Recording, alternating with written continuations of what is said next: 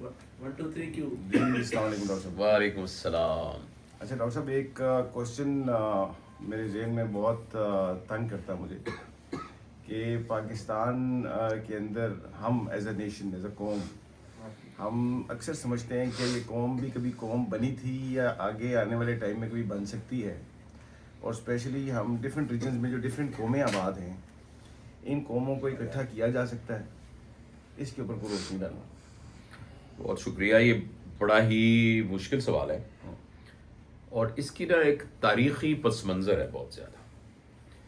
وہ یہ ہے کہ آپ دنیا کی ابھی بھی کوئی ڈکشنری دیکھ لیں, آکسفورڈ ڈکشنری لے لیں, کوئی ڈکشنری لے لیں, اس میں قوم کی تعریف دیکھیں گے تو وہ یہ ہوگی کہ کچھ لوگ جو ایک طرح کی زبان بولتے ہو اور ایک طرح کا ان کا رہن سہن ہو, ایک طرح کی رسم و رواج ہو, اور وہ ایک خطے میں جغرافیائی خطے میں اکٹھے رہتے ہوں کافی عرصے کے ساتھ, اس کو ایک قوم کہتے ہیں.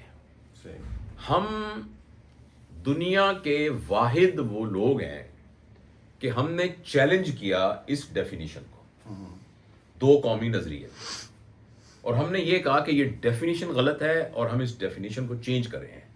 اور وہ ڈیفینیشن یہ ہے کہ قوم کی یہ تعریف نہیں ہے. قوم کی یہ تعریف ہے کہ جس نے کلمہ پڑھا ہے لا الہ الا اللہ محمد رسول اللہ, وہ ایک قوم ہے. اچھا, اب اس پر بہت عرصہ تو کوئی بات ہوئی نہیں. اب اس پر بہت ڈیبیٹ ہو رہی ہے, بہت ساری باتوں پہ یہ ہو رہا ہے کہ اس کو انالائز کیا جائے ایکڈیمکلی, اور ہماری جو انٹیلیجنشیا ہے اور فلاسفرز ہیں اس کے اوپر غور کریں. میں ذاتی طور پہ یہ سمجھتا ہوں کہ جب ہم نے یہ دعویٰ کیا تھا نا کہ ایک ہوں مسلم حرم کی پاسبانی کے لیے نیل کے ساحل سے لے کر تا وخا کے کاشغر, تو ہم نے ایکچولی ایک طرح کا چیلنج کیا تھا کہ ہم اس بنیاد پر ایک قوم بنا کے آپ کو دکھائیں گے.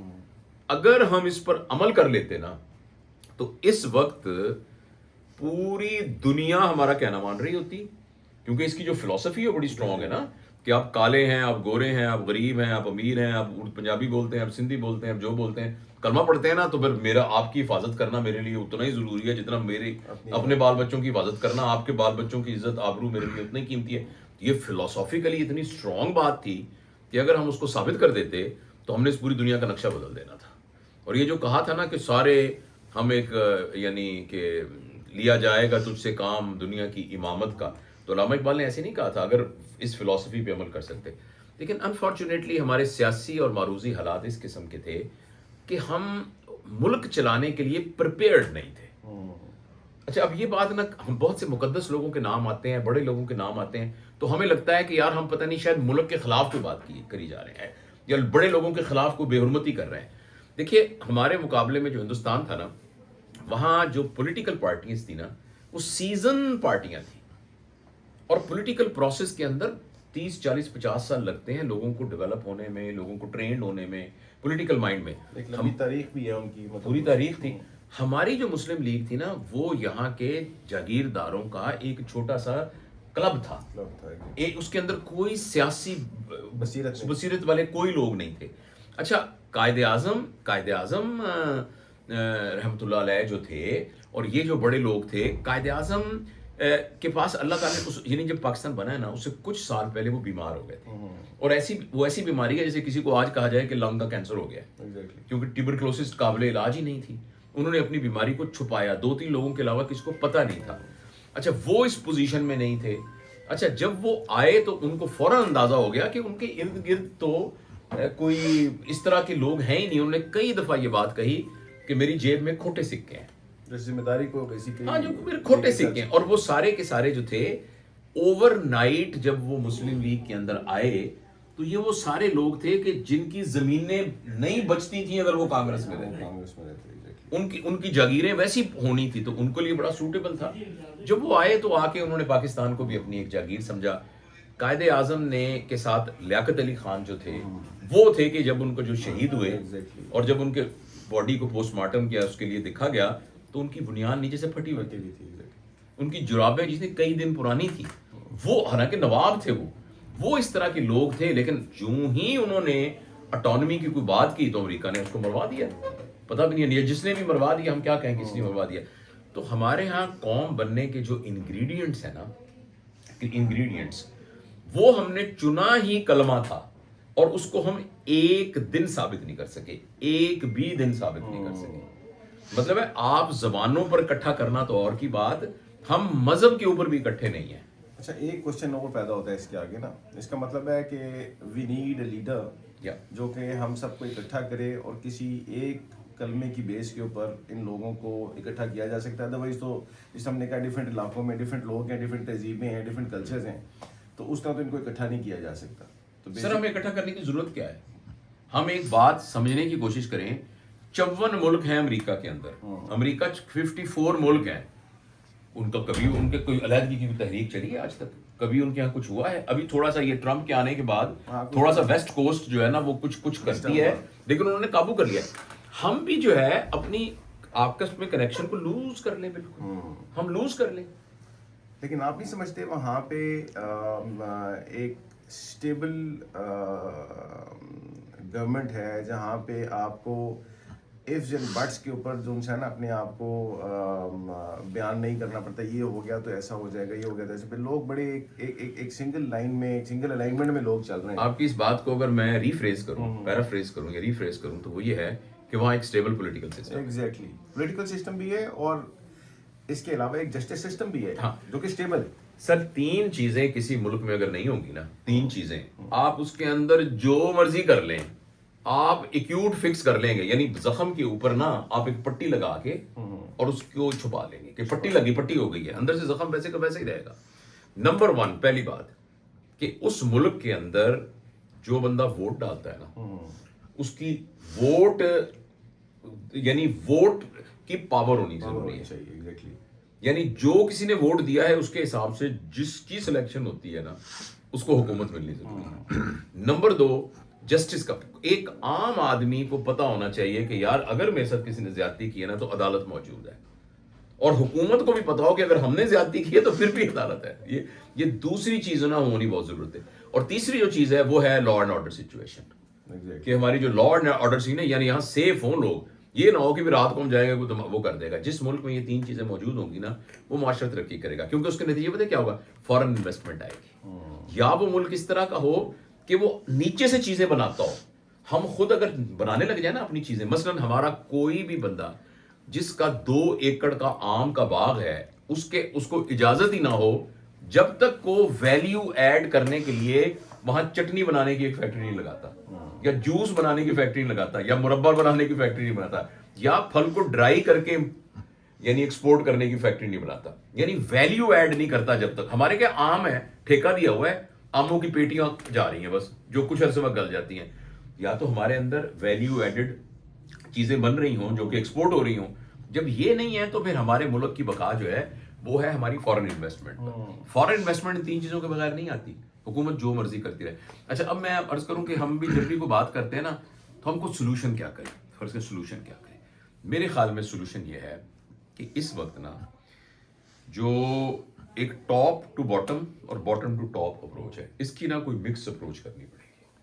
اور جو ٹاپ پر لوگ ہیں نا ان ٹاپ پہ پتہ نہیں ہم اس کو پوسٹ کریں یا نہ کریں, لیکن میں بالکل اگر یہ پوسٹ کر بھی دیں گے تو لوگ بعض کا اعتراض کرتے ہیں, لیکن میں دل کی گہرائی سے ایک پکے پاکستانی کے طور پر یہ عرض کرنا چاہتا ہوں کہ نیچے سے جو باٹم پہ ہے نا بیچارہ دودھ دینے والا, دودھ والا بھی پانی ڈالتا ہے, ڈاکٹر بھی گڑبڑ کر رہا ہے, کلرک بھی رشوت لے رہا ہے, ٹھیک ہے جی, باقی مرچیں بنانے والا بھی اس میں آٹا پیس رہا ہے, وہ بری ذمہ نہیں ہے.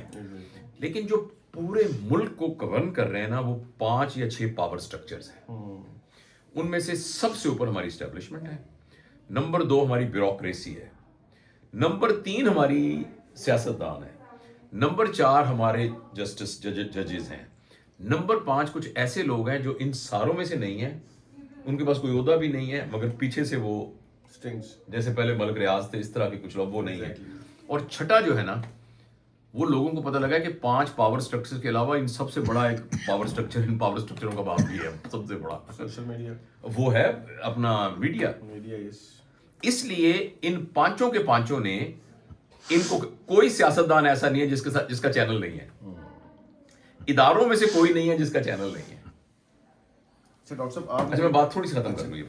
اب یہ جو 6 لوگ ہیں نا, ان 6 لوگوں اگر ملک کو ٹھیک کرنا, یہ 6 پاور سٹرکچر کے جو اوپر کے لوگ ہیں نا, 10 یہاں کے 10 یہاں دیں گے, 10 ہماری اسٹیبلشمنٹ کے جو ٹاپ 10 11 12 ہوں گے 15, 10 ہماری بیوروکریسی کے چیف سیکرٹری اور باقی ساروں کے ٹیپ سیکرٹری, 10 بڑے پارٹیوں کے سیاستدان, اچھا جی 10 جو ہیں ہمارے سپریم کورٹ کے جج فلانے فلانے, اور 10 میڈیا کے چینل مالک ہولڈران, سارے یہ سارے کمرے میں بیٹھ جائیں. دیکھیں نا, یہ میں تھیوریٹیکل بات کر رہا ہوں, آپ مزہ ہنسیں گے کوئی, یہ کہہ لیں کہ یار بہت ہو گیا, ہمارے پاس بہت کچھ ہے, ہمارے باہر ملکوں میں اساتذے ہمارے, ہم انشاءاللہ آج کے بعد آخرت بنائیں گے اپنی, اور آج کے بعد ہم میں سے کوئی ایک پیسے کی گڑبڑ نہیں کرے گا. اور اب یہ کہیں گے تھیوریٹیکل بات ہے, لیکن کیا 100 بندوں کو یہ خیال نہیں آ سکتا کہ یار میرے پاس بلینز آف روپیز پڑے ہوئے ہیں, اور یہ جس وقت یہ سیدھے ہو جائیں نا ایک دم یہ ٹرکل ہونا شروع ہو جائے گا. یہ تو ہے تھیوریٹیکل بات جس کے چانسز بہت کم ہیں. پھر دوسری پریکٹیکل یہ ہے کہ ہم بھائی 50 سالہ منصوبہ بنائیں, آپ اپنی اہلیہ کی, اپنے گھر کے 3 بچے جتنے آپ کے بچے 3-4 ان کی ذمہ داری لیں, میں اپنے بچے اپنے پوتوں کی ذمہ داری لوں, آپ اپنی لیں, افضل بھائی اپنی لیں, سعد اپنے بچوں کی لیں. ہم ایز اے یونٹ نا, ان میں سے 5 بندوں میں سے کوئی بندہ نہ ہو جو حلال حرام کی جس کو سمجھنا ہو, ان میں سے کوئی نہ ہو جو جھوٹا ہو, اس میں کوئی نہ ہو جو پاکستان کے خلاف نہ کرے, اس میں کوئی ایسا نہ ہو. تو ہم یہ فیصلہ کریں 1 2 3 4 5 6 7 8 9 10 فیملیاں انشاءاللہ کل سے 10 بدماش فیملیاں پاکستان سے کم ہو گئی, اور یہ تھوڑی کنٹریبیوشن نہیں ہے, مطلب 10 کا جن کا پوٹینشیل تھا بدماش بننے کا وہ اچھے ہو گئے. اب اور اس کے لیے ہم کوشش میں کر رہا ہوں, ایک تھیوریٹیکل وہ ہے, اور آپ بھی سارے کر ہی رہے ہیں, ظاہر ہے ہم کوشش کرتے ہیں کہ بھی جن سے ملے ہم کہیں بھی ہر خاندان اپنے اپنے اپنے اپنے ٹھیک ہوتا رہے, تو شاید 25 سالوں میں ان کا کریٹیکل میس اتنا ہو جائے گا. اور ایک پرنسپل ہے پریٹو پرنسپل, کہ کسی بھی معاشرے میں 20% لوگ اگر ایک خیال کے ہو جائیں تو وہ 80% لوگوں کو انفلوئنس کر سکتے ہیں. تو یہ مجھے نظر آ رہا ہے خیال. اب آپ کچھ اس میں ماشاءاللہ, یہ ہمارے بھائی ہیں اور بہت پڑھے لکھے ہیں, از این آفیسر, یہ بھی ہمارے بھائی ہیں جو ٹیلی کمیونیکیشن کے شعبے سے ہیں, اور کیبل اور یہ جو انٹرنیٹ پرووائڈر اس میں سے ہیں. باقی دوست بھی سارے, اخلاق بھائی بیٹھے ہیں, یہ بہت ماشاءاللہ بڑے بزنس مین ہیں. اور اپنا دکھائیں سر, اپنے ناصر بھائی بیٹھے ہیں, اور سر بیٹھے ہیں, اور پیچھے ہمارے دوست ہیں جو گلگت میں رہنے والے لیکن کراچی میں بزنس کرتے ہیں. اور یہ جو کیمرہ جنہوں نے پکڑا ہوا ہے یہ ہم سب کے بابا جی ہیں, افضل بھائی.